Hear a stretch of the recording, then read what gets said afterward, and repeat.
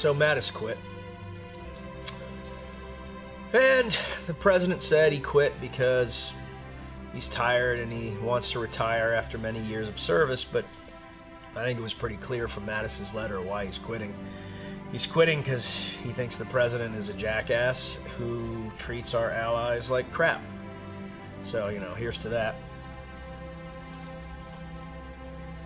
Now, I'm not saying that we should be like in definite war. In fact, I've spoken many times about the fact that Congress needs to step up and actually declare war if we're going to be in war. But once you kick off one of these things and you engage allies, the Kurds, and you put yourself between a conflict, there is a right way and a wrong way of doing things.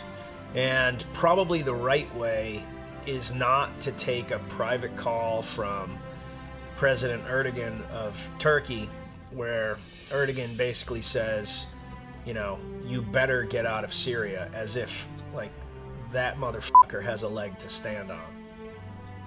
So, in the same conversation that Erdogan tells Trump that he needs to get out of Syria, he also lets him know that he's essentially going to wipe out, the remainder of the Syrian resistance as well as all of the Kurdish freedom fighters. And we're going to bail on these people.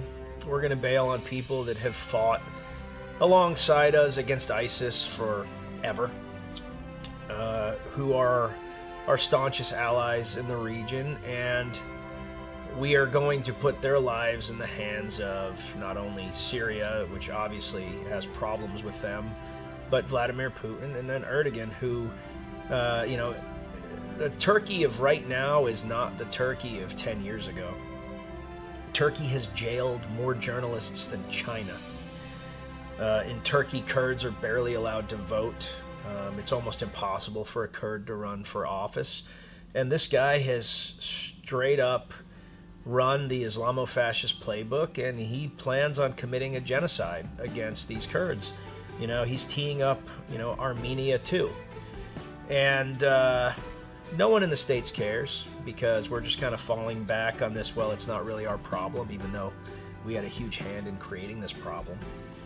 And we didn't make a strategic decision. The president had a phone call with the Turkish president, and then without talking to DOD, the State Department, Congress, national security advisors, he just said, you know what? We're leaving Syria, and we're going to pull out half of the troops from Afghanistan without any plan. And, when we talk about electing people that are like us, or that do things differently, like I'm cool with some of that, but like,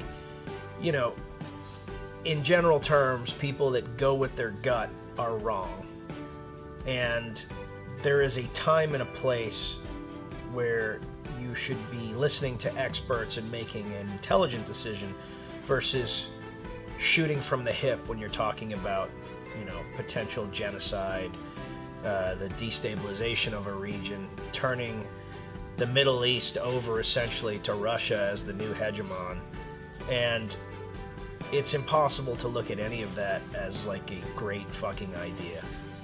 You have a situation that's so bad that you have a guy that has devoted his entire life to serving in the military and then was elevated to what I have to think is his dream job as Secretary of Defense, after less than 2 years of serving with this administration, has said, you know what, screw it, it's not worth it, either because he thinks that what is happening is so wrong that he doesn't want to be affiliated with it, or he thinks that his counsel is not being heard to such an extent that his service to the nation and the Constitution is no longer worthwhile, or both. And that kind of sucks. President And Trump with that, didn't tell Mattis himself. Instead, according to defense and administration officials, Secretary of State Mike Pompeo had to make the call this morning. Afterward, the president made the firing public, tweeting, Deputy Secretary of Defense Patrick Shanahan will assume the title of Acting Secretary of Defense starting January 1st, 2019. Mr. Trump is frustrated, according to several administration sources, specifically at reports which said Mattis was, quote, the last adult in the room. The two were increasingly at odds, but the president's decision to withdraw troops from Syria was the breaking point for the defense secretary. Mattis's resignation letter offered a clear rebuke of the president's worldview, particularly the treatment of NATO allies. Mattis wrote the president deserved a secretary of defense whose views were better aligned with his. The president took a swipe at Mattis Saturday on Twitter, mentioning his previous firing in the Obama administration. Given Mattis's popularity at the Pentagon, other departures may follow. Shanahan, who takes over as acting secretary on New Year's Day, spent 3 decades as an executive at Boeing, and the last 17 months at the Pentagon focused on cutting wasteful spending. Hey, NBC News fans.